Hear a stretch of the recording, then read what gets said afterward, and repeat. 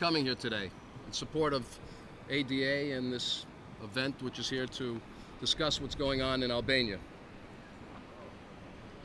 Armo, Alpetro, Alptelecom, Gurdets, January 21, AEY, Fatmir Mediu, Luzim Basha, Damir Falzic, Mihal Delayorgi, Shkelzen Berisha, Argita Berisha.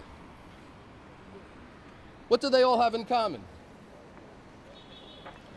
They're all symbols of the corrupt, decaying, authoritarian regime of Salih Berisha. They're also symbols of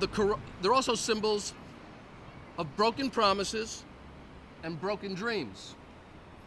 The broken promises of Salih Berisha, who lied his way back into power in 2005 when he told Albanians he was going to clean up corruption, only to make things worse. And the broken dreams of Albanians. Because after 5 decades of darkness, when Albanians emerged from Enver Hoxha's brutal communist oppression, they had great expectations for democracy and what it would bring. Unfortunately, they have been let down by false prophets. And Berisha is the #1 culprit of blocking Albania's forward progress as a legitimate democracy. His word is not questioned. He punishes those who oppose him, like members of the media, who he has beaten up or intimidated through tax authorities, having them closed down. I'd still like to know what happened to my friend Costa Trebiska, who I worked with to expose AEY. I want to know what happened with that accident on that road in Albania and why he was killed in a car accident that really no one ever came up with a solution to. And Berisha feeds his cronies and his family with state assets, while most Albanians still have trouble putting food on their tables. And Berisha is responsible for twisting the concept of the rule of law into the law of the jungle, Berisha's jungle. This is not the Albania that was envisioned by Ismail Cemali or Fanoli.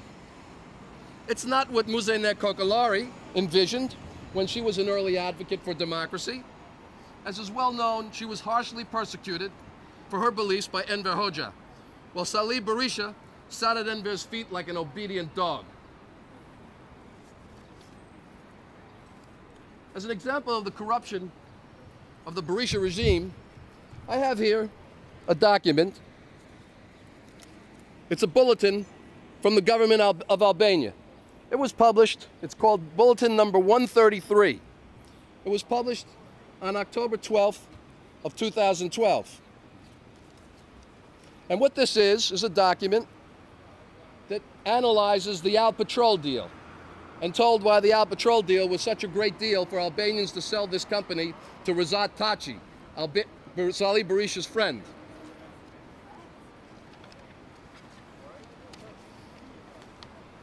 On this page, on this paragraph 13, Patton Boggs, the consultant to Salih Berisha, talks about what a great deal it is.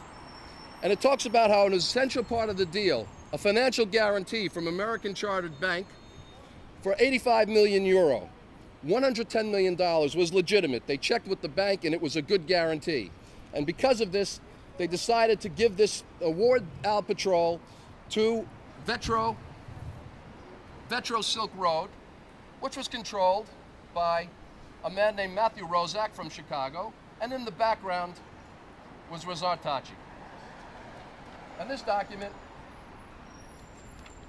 was signed by Salih Berisha as Prime Minister.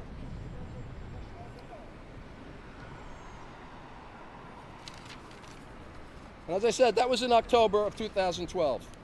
A month earlier, in September, I sent a letter to Frank Wisner of Patton Boggs. I sent him an email. And I told him that Vetro, in my opinion, was a suspicious company. I told him Rozak had problems. In fact, he was the subject of a complaint from the Securities and Exchange Commission that charged him with insider trading, which is a crime here in the United States. So they knew that this man was the man that was going to be in control of El Petro. I also told him about American Chartered Bank. I had analyzed the bank, and this is not a bank that's involved in international business. It's not a very big bank. I told them it was impossible for them to come up with a $110 million guarantee. Yet 1 month later, the Albanian government said this deal is good, American Chartered is a good bank, the guarantee is good. But then I got an email from the attorney for American Chartered Bank, and it says, I can confirm that American Chartered Bank was not involved in the transaction in question. It was a fraud. This was a fraud. I can only think of two reasons why Berisha thought he could get away with this fraud. One, he believes that Albania is filled with budalas.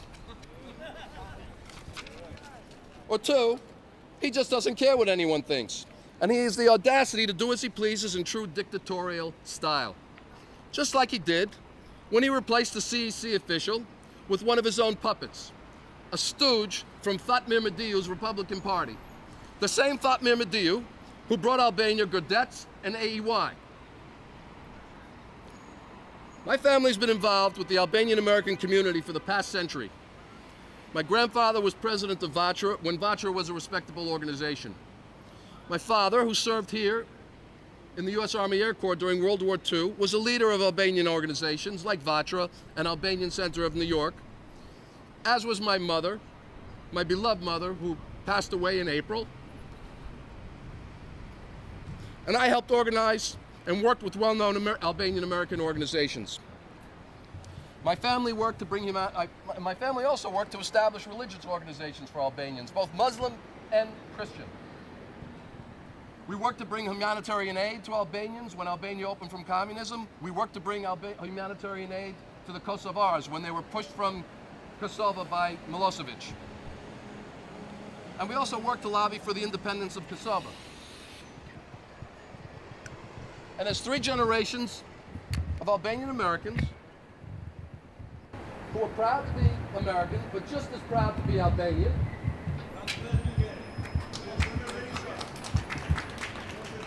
I think we know something about the way a true democracy should work.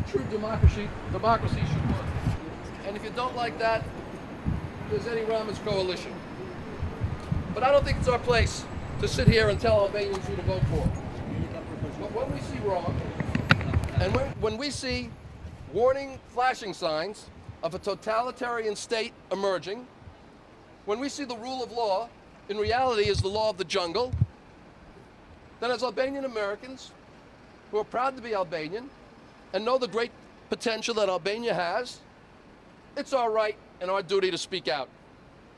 Just like when Albanian Americans spoke out loud and clear against Slobodan Milosevic.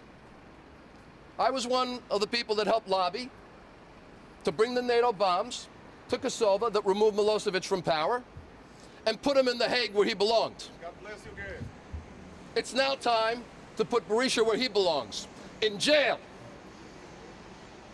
Put very bluntly, Berisha is Tadut, Berisha is dictator.